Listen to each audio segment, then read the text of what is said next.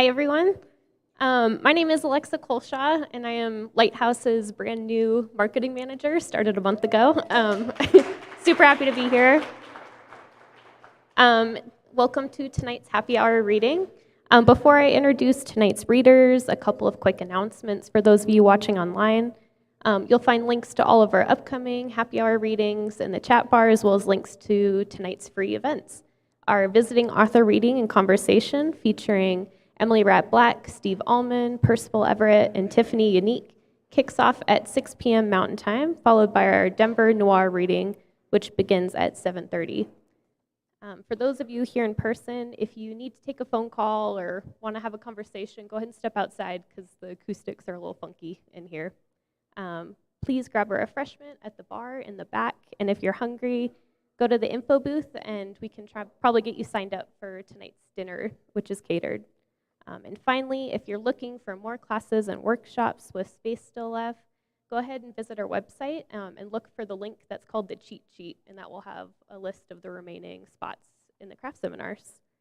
We'd like to thank SCFD, National Endowment for the Arts, and Colorado Creative Industries for helping make LitFest 22 possible, in addition to York Street Yards for letting us use all this amazing space. And a special thank you to Shop It Matter, who is our official bookseller this year. Yeah. Okay, and with that, I'm going to turn it over to our amazing book project mentors, Ben Whitmer and Erica Kraus.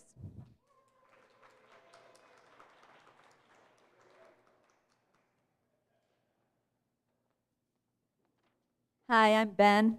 Just kidding. I'm Erica. I'm going to introduce my group, and Ben is going to introduce, or did you want to come up here and? Okay, I'm going to go, then you're going to go. So I'm going to introduce my folk, and then you'll introduce yours. So, not that we own these people, they're just, our students. So first is the amazing Laura Mahal, who has ditched class to be here today. So first I want to say, everybody here who's reading has worked very, very, very, very hard over 2 years. It's been so easy. It's felt like 2 weeks. Just kidding. It's been 2 years of extremely hard work. So please really support these amazing writers who have just given everything they have to their projects. So first, a warm welcome for Laura Mahal.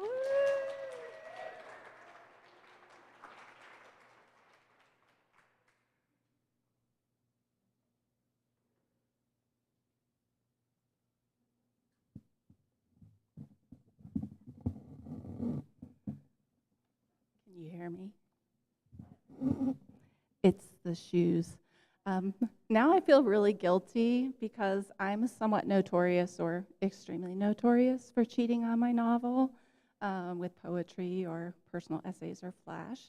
And Erica, I apologize because I'm going to cheat on my novel again tonight. I will reassure you I'm going to give all of July, and thanks to Vanessa Hua and P. Carl, I now know exactly how to make my novel like 20 times, 30 times better. But it's Pride Month, and happy Pride to anyone who celebrates. And though we're having a Queer Creatives reading tomorrow, most of you are going to be at the gala. So rather than read an excerpt from my book project novel, I'm going to read an excerpt from a short story called Over the Rainbow. Micah chose that moment to swing in gracefully from the kitchen, golden brown turkey in his lean, strong arms, making his way through the door butt first. What a view, and the turkey smelled good, too. Come and eat, everybody, Micah said in his warm alto, deepening by the day. He set down the bird in its place of honor at the center of the table. He gave it an affectionate nod, then threw his arms wide. Happy Friendsgiving! In my rush to kiss him, I caught the edge of a scalloped bowl of cherry tomatoes. The tomatoes flew like pigeons into the air, rolling into the mashed potatoes and atop the pumpkin pie, leaving skid marks on the smooth ochre surface. Tansy pansy pussy pie kissed the girls and made them cry, Cindy Lee cried out in a rare fit of joy as they elaborately plucked out tomatoes and sucked them clean, returning these spitballs to the bowl. Micah pulled me close, his scent full of sage and cinnamon. Ignore them, love. You're my Tanzania. Let our love be an example, all right? I couldn't resist flicking a nail full of gravy in Cinderlee's direction. They were turned away by now, no doubt bitching about something, but Oliver the kind would absorb the bullshit and meekly wipe his delicate mouth with a cloth napkin. Morris, Penny, and Teacup were there too. Lucky 7 of us at the table, with an 8th spot set in case. A hungry person might ring the doorbell any second. Let them in, let them in. Just as we were seated and I was to break into a song in lieu of grace, probably not chestnuts roasting on an open fire out of respect for Oliver's peanut allergy, the door burst open. With the image still imprinted of an adorable backside attached to my smiling boyfriend bearing the main course of dinner, I was prepared to expect something happy to enter the room. Maybe an angel who would promptly agree to participate in a 2-part harmony. It was no angel. It was my mother, angry as a castrated ram finding itself in the center of a circle of hungry Vikings. The picture wasn't far from the truth, as at least half of us had already raised our forks in preparation to eat. Horns were about to emerge from her furiously knitted forehead. Before I had a chance to speak, to ask why she wasn't at cousin Bonnie's playing bridge and drinking highballs, before I could explain why I'd volunteered the use of her rather large and empty house, soulless but with a smashingly upgraded kitchen, she gave me dagger eyes. Out, she pointed, as if the exit were not obvious. Tommy Tree, she pointed at me, her finger as crooked as her soul. Me and Tommy Tree were one and the same, in case you missed that part, but don't say it out loud. That name is dead, and so is Tommy Tree. You say it and your tongue will swell, wreck your breathing real good, or eat at you from the inside until you ulcerate like my mother. It's a dead name, and if you don't know what that means, I may not be the one to teach you. Your friends are not welcome here. Neither are you, as long as you're wearing a dress and lipstick. May the devil take you or the Lord save you. Quite clearly, Mother had no particular preference toward either option. She'd be sanitizing the room the moment we stepped out, no doubt reminding me of my wasted degree in theology and how I'd fooled her for years into believing I was on a firm path to sainthood. Thank you.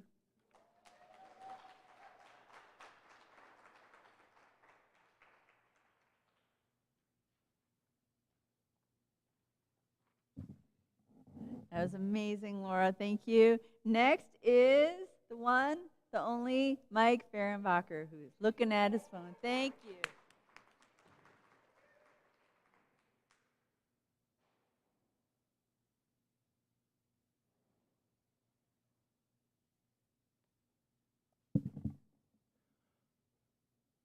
Thanks, Erica. This is an excerpt from a story called The Origin of the River, and it's kind of in the middle, so I'll give a little context. It's late in the evening, and the narrator, Pete, is visiting his childhood friend, Daniel, who's been living in the finished attic of his parents' house for the last several years, ever since he completed his doctorate, and he rarely ventures outside. Both are in their mid-30s. Growing up, they had been close friends, but also academic rivals. Pete is very proud that he was co-valedictorian with Daniel. Today, Pete has a steady job, family life, and he worries deeply about his friend, who seems more and more severed from reality. This scene begins just before midnight as Pete is welcomed into Daniel's attic. Daniel is waiting for me at the bottom of the attic stairs. I wondered if he'd been standing there the entire time I'd been chatting with his parents, or if he'd slipped down to greet me at the opportune moment. We ascended into his space, which he kept softly lit with 2 brass lamps and ambient light from his aquarium, and exchanged pleasantries. Daniel was trying to act composed, but his left leg was doing its bouncing thing, and his eyes were darting all over the place. It being late already, and knowing how Daniel can be, I got us right to the point. Sounds like you've got something big to share, I said. It's a breakthrough, Pete, Daniel said, his eyes wide and gleaming. The kind I've been waiting for my whole life. You have, I said. One doesn't share such desires openly, he scoffed. And even if I had, I never would have believed it would be this. The sheer randomness of my achievement simply adds to the deliciousness. Sometimes you find something you didn't even know you were looking for. In my case, I have solved the mystery of how human beings created language. Like English, I said, or everything? Daniel stood up and ran to his desk. I got it all down here, he said. Read it. I sat and read what was on the screen. This is what it said. Imagine it is 75,000 years ago, before language, and two of our ancestors, a couple of 20-somethings named Ginger and Fred, are part of a community living near an ocean. You named them after your cats, I said. And who are my cats named after? Daniel said. I don't know, I said. Daniel shook his head. Look them up on YouTube, he said. Pathetic. Keep reading. Ginger and Fred like to play games with each other in the waning hours of the afternoon. Very simple games, like guessing which hand is holding a seashell. If they guess right, they get a kiss. As they play, they mix up the rules to keep things exciting. Assuming Ginger and Fred are sufficiently motivated, one can see how they could quickly develop games of complex rules and ever-escalating rewards. Inevitably, Ginger and Fred start falling in love. One time they are playing a game where Fred hides behind a sand dune and arranges the sticks in an X, or parallel lines. Ginger has to guess by mimicking the shape with her arms. One time, after guessing parallel lines correctly, Ginger and Fred kiss so passionately that Ginger lets out a joyful whooping sound. Hooey! Fred doubles over with laughter, and they fall into the sand and make love as the ocean crashes into the shore. So you're saying this is how people started talking, I said. Oh, there's more, Daniel said. I mean, I can prove it out and back it up very thoroughly. That's not the problem. Is there a problem? I said. Borges says it's infeasible, Daniel said. He says my solution won't work because it just gets bigger and bigger, and the real solution would have to be unbounded. Hold on, I said, that doesn't make any sense. Tell that to Borges, Daniel yelled, then stared with burning eyes toward one dark corner of the attic. This, I understood, was an invitation, that I was meant to look in that same corner, that I was meant to see a man called Borges there. Without a blink, I decided that I did, in fact, see Borges in the corner of Dr. Livingston's attic, then prepared myself to meet the lunacy that would now unfurl. Thank you.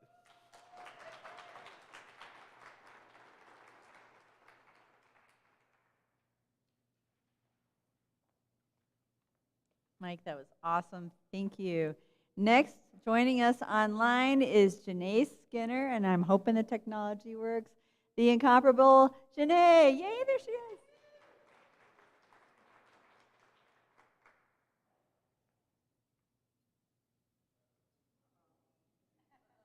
Hello. Hi. So I'll be reading an excerpt from a short story of mine. I'm also taking a break from looking at my novel right now, but it's almost done, Erica and everyone else who cares. So this piece is called Mother Goose. An old woman gave birth to 4 eggs, both chosen like crowns, cradled by tree roots and ribbons inside her house. Their births were ugly, complicated by forceps and fluorescent lighting, but the loving made it worth it. Their father was more forest than man, belonging everywhere and to no one. He invited her to his pond where they swam in moonlight, and she tasted a whole other world on his tongue. All the things she didn't know about redlining, recycling, and the prison industrial complex. Before she could ask what was the best way to end London discrimination and what plant-based materials could replace plastic, the man kissed her. Then he squatted on her back, bit her neck, spread his arms wide as if he and she would fly the night away. The old woman bit her lip as he slid his fingers over the moles of her cheek and taught her how to make love. An old woman gave birth to 4 eggs. The eggs reflected like a lighthouse at night, smiled with the sun during the day. Predators masked as suitors approached and knocked on her door. The first was a garden snake, who wrapped perfectly into the curves behind her knees and elbows. She missed being touched so much that for a moment she closed her eyes. That was all it took for the snake to swallow one of her eggs, a torch-like shimmer sliding down his throat. What the snake didn't notice was that the old woman's neck was shaped like a river, with enough bends and length to kill him. In an effort to recycle, she stretched the snake's scales and organs out, weaving them into the nest of her remaining eggs. Though she tried to pump the snake's stomach for her lost egg, all that came out was some leftover yolk. On the nights when the rat, dog, raccoon, and crow came for dinner, the old woman was ready. First came their smile and conversation, then their hunger. None of them ever suspected that she was hungry too, that she craved flesh, not just her lost child, but to feel desire, to be reminded that she was a woman before she was old. Their paws, wings, snouts momentarily smoothed out her wrinkles when they embraced, but her eyes stayed open and her neck stayed sharp. The fox's tongue was the most cunning, his eyes the most familiar. It wasn't until after his teeth went for her throat, after her neck wrapped around his, after her teeth crushed his jaw, that she recognized he was the father of her children. Pulling off the fox's clothing, the old woman saw her beloved's eyes, human, round pupils instead of slits. Despite the night he made her feel like she could fly, he tried to consume what they had made, when she would have happily shared her riches if he just asked or stayed. She vowed to spend as few tears on him as needed, then lined her children's nest with his body as she'd done with the rest. By the time the police knocked on her door and questioned her about her beloved's disappearance, her goslings had already hatched and made a meal of him, not even sparing the bones. It made her happy that her children had been close to their father in some way, and that his body gave back to the community they cared so much about. Thank you.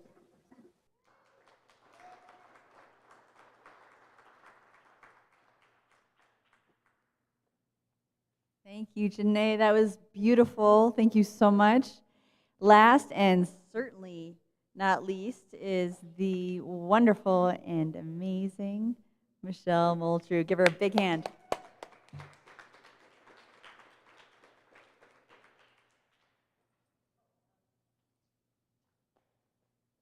That's just last for my group, and then Ben's going to do his.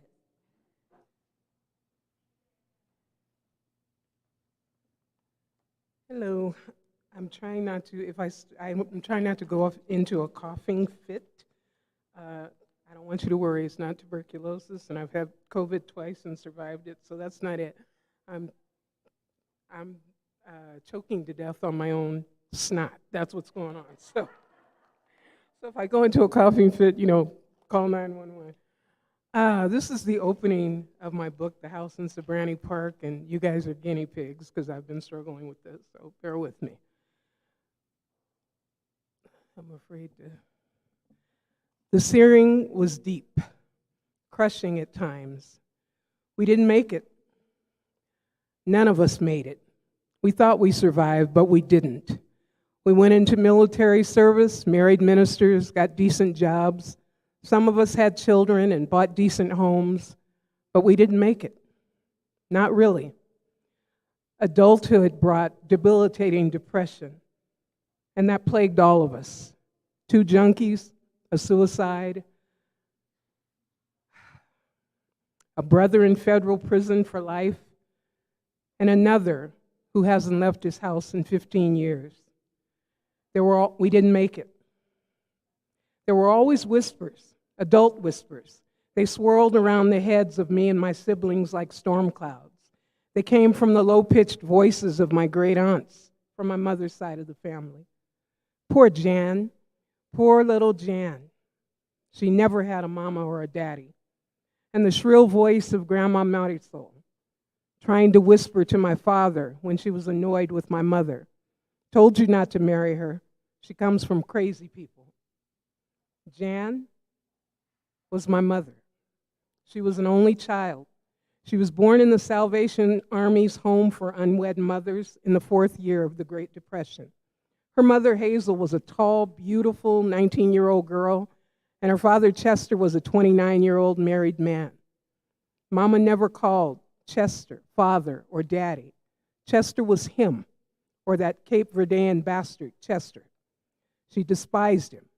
She put the aunties and Grandma Marisol's whispers to rest early in our childhood, by telling us the story of Chester and Hazel. It's sadder and more traumatizing to me now to think of it, and I cannot understand for the life of me why she would share every sordid detail with little children. It's been a long time since I was a child. My hair tells that story. The proud, woolly black crown of my youth without consent has been replaced by wisps of thin, soft gray hair that won't hold a curl. And salt and pepper whiskers sprout aggressively from my newly arrived double chin every waking morning. A revelation to me that the bearded lady on the carnival circuit who came to our town each summer was simply an older lady who didn't shave or pluck her chin every day. I now suffer from the same condition, low estrogen levels and unopposed testosterone. I think of Hazel, the grandmother I never knew, a lot these days. Mama told us that Hazel only loved one man her whole life, and that man was Chester. Mama called Chester a two-bit hustler and a small-time pimp. Hazel, on the other hand, was young and talented, beautiful, standing almost 6 feet tall in her stocking feet. She was a superb seamstress and a talented pianist who played for all the big swing dances in Oakland and San Francisco.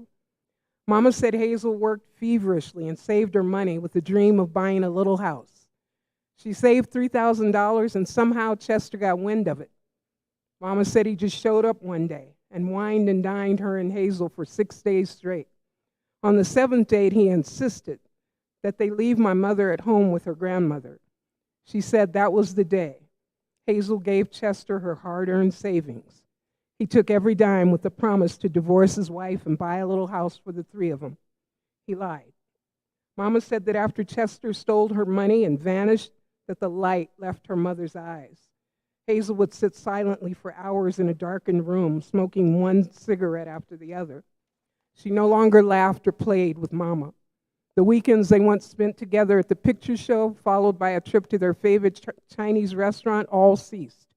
Hazel stopped working. No more piano gigs.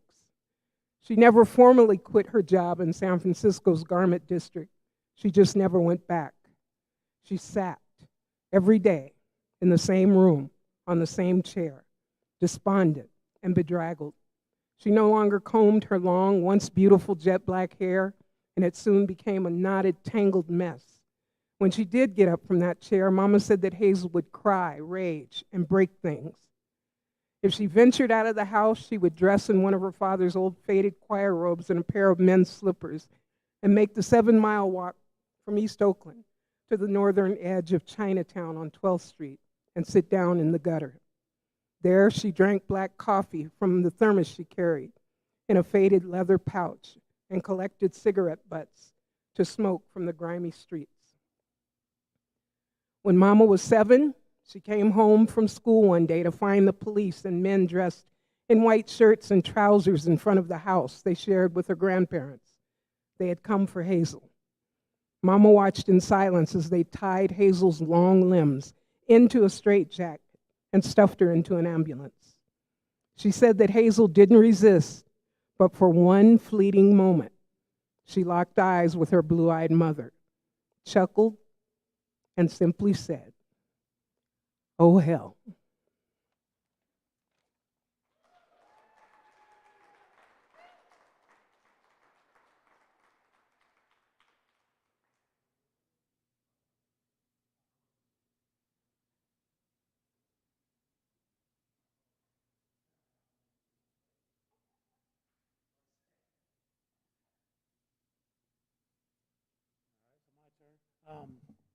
Who goes second after Joe? Okay. So I'm going to introduce Joe, Lauren, and Janie. Close the mic. And then we've only got 3 because 3 of the people in this year's cohort are fucking cowards. So these are the 3 in this cohort who are not cowards, who I still like. So let's start with Joe O'Connell.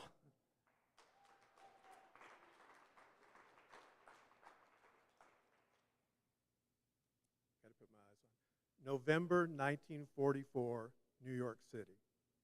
That's all you need to know. Vita couldn't slow down. She stepped fast from Broadway through Times Square as if it were a race. Wasn't it always? She took in the smells, rancid grease, sizzling onions, car exhaust. The movement, the noise. Surprisingly, it comforted her. California was all wrong. The trees were wrong. The people were wrong. Even the gleaming rental house with Charlie waiting was wrong. It was at once sterile and musty. She saw her future, the girls so quickly out of the house and enveloped by needy men.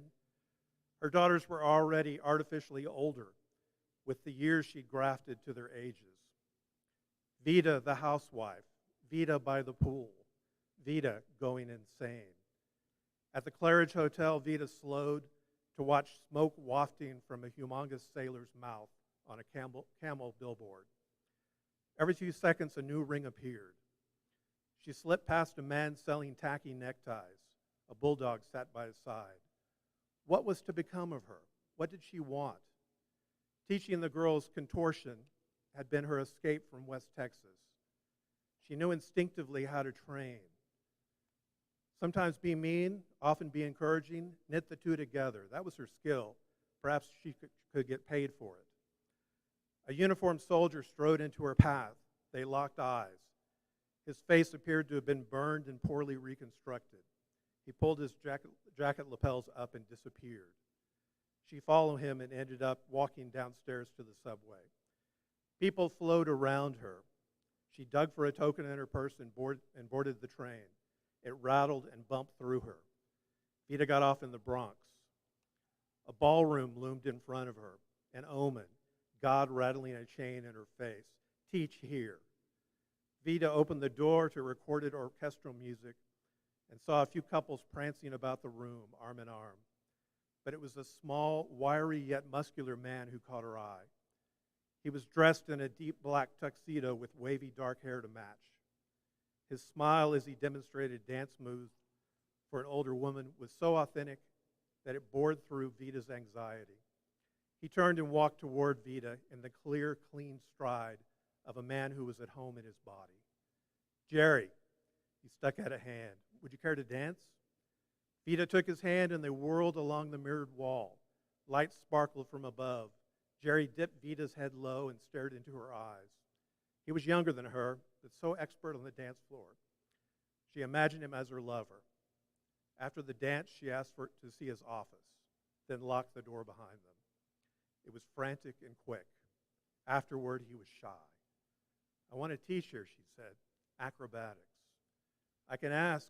I'm enlisting in the Navy. I ship out in a few months. Vita pushed the curls off his forehead. I'm celebrating Christmas with my husband in Los Angeles. He blushed like a boy would. How old are you, she asked. 32. And you? Older. I'll be back after the holidays. Maybe we can dance again. Thank you.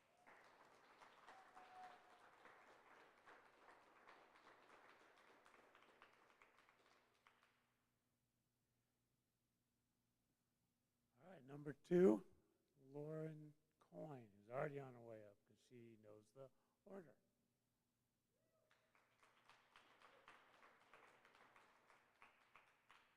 Thanks, Ben. This is the opening to my novel. Galveston, Texas, September 10th, 1900. Daisy would come to divide her life into what came before she turned down the 4th row of bodies and saw the hinge of the locket peeking out from beneath the makeshift shroud, and what came after. The glint of the locket was so obviously out of place against the dirt floor of the warehouse still sodden from the flood waters that had retreated back to the bay and gulf almost as suddenly as they had risen. The incongruity tipped her off balance, and she stumbled. She choked on the air in the room, so viscous with the stench of death that it seemed to hold her in place. Perhaps if she stayed right there, a few steps away, what must come next would never be. She could go back to her life as it had been. But once the locket was there and its existence could not be denied, the future that had seemed to gleam ahead of her became blurred and indistinct, like a child's drawing smudged by an incomplete erasure. The line of mourners behind her pushed her forward in the urgency for their own answers. A step closer to the locket, and a shaft of light coming through an upper window fell on her face. She looked straight into it. It seemed within an instant to fragment like shattering glass and then come back together. Repaired, perhaps, but with the vestiges of cracks still there. That was what her life would be like now. A constant effort to fit the shards back together in such a way that she could hide the damage, ignore it herself. She would have to fight to believe that it would hold. Stepping forward, her feet drawing even, with the locket and the body attached to it, Daisy tucked the soiled dress she'd been wearing for 3 days beneath her shins, knelt and pressed her palms into the damp earth to steady herself, the gash on her arm wincing with the pressure. The touch of the cool dirt sent a shiver up through her slender arms and legs despite the sweat coating her skin from the 100-degree heat. Little food since the storm, terror. Shutting her eyes in an attempt to maintain her composure, the sounds of despair closed in on her. Inside the warehouse, it was shuffling feet, sobbing. Outside, it was the piling of broken lumber, shouting orders, the squeak of wagon wheels hauling debris and bodies. Opening her eyes, the locket still lay on the ground in front of her. She half hoped it had been a hallucination. She was both desperate to reach for it and abhorred the idea, as if the touch of it might sear her skin. Knowing what she would see when she opened the locket and then lifted the cloth covering the body was different from actually doing it. She resisted the undeniable fact that her childhood was about to reach an abrupt and premature end. Regardless, the moment was upon her. It couldn't be drawn out or avoided or made false by hope alone, and so she reached for it, slipped the locket out from under the sheet, placed the oval shape in her palm, traced the familiar etched design with her finger, and opened it.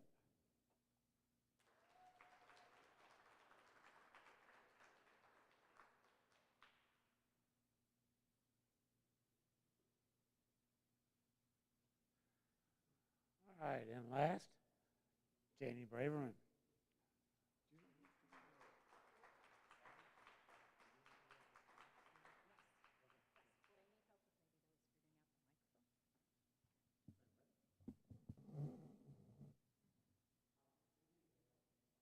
Pretending to be a gentleman. I've heard that story before. Okay, we have part of, there we go. That's a placeholder for a couple of images. I'm going to read from the middle of the first piece in my memoir, which is an experimental memoir. The images that you're going to see in a sec are in the memoir.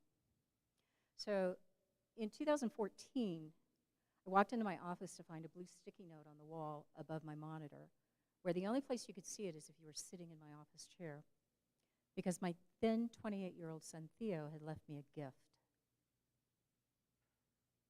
That was on the wall. Then, in 2017, this happened.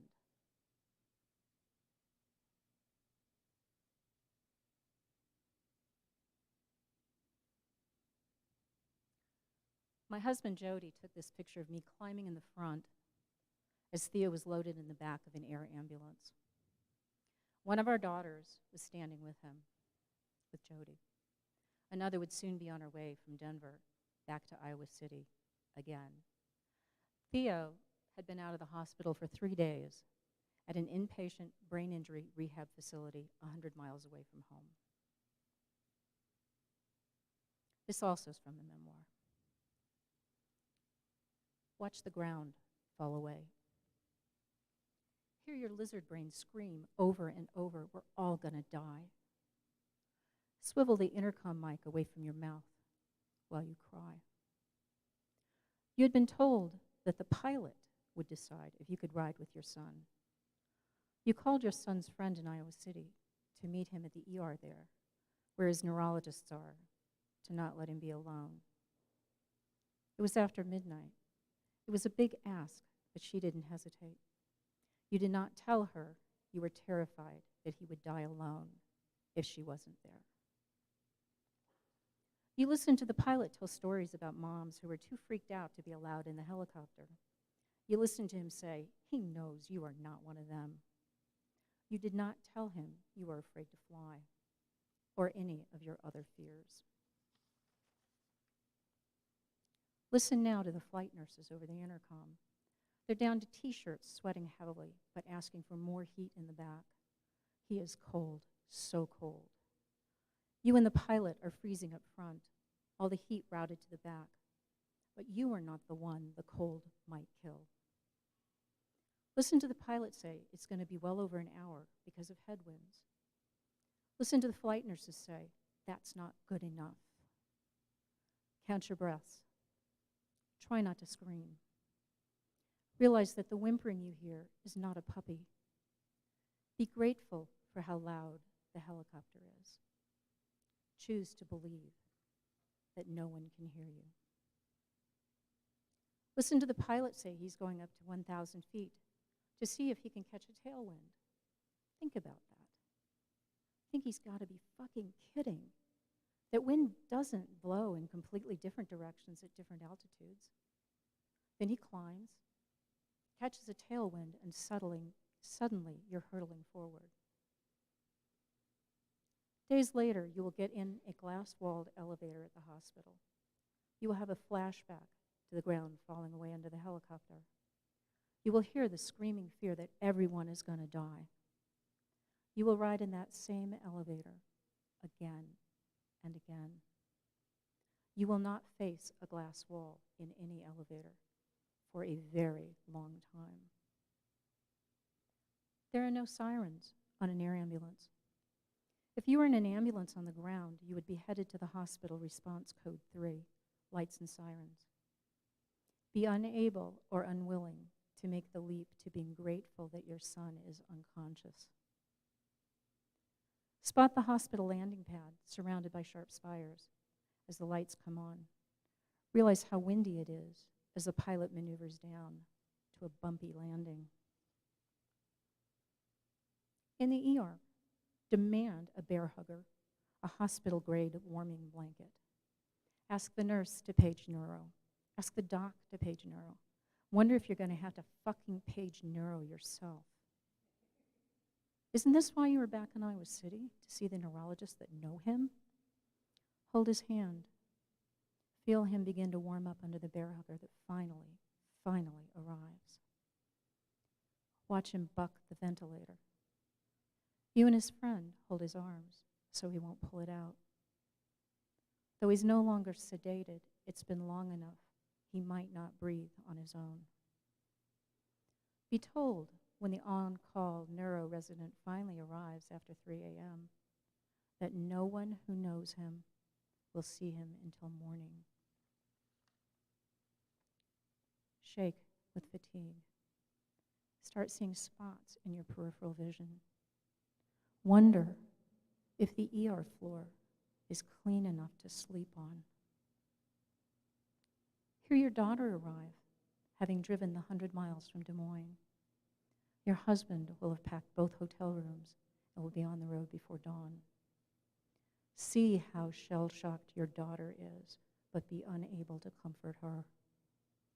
Have no answer when she asks if he's okay. Listen to his friend sing to you. Sing to him, low and sweet. Realize much later that she is singing to all three of you.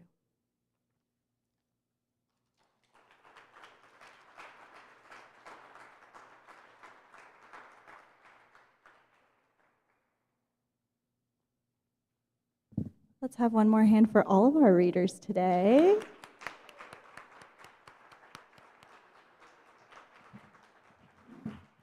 So that concludes today's happy hour reading. Thank you everybody for coming out. Please feel free to stick around for our visiting author reading and conversation. That starts at 6. After that, we also have Lit Fest at night featuring Denver Noir. So stick around. Hope to see you at both of those. Thanks, everyone.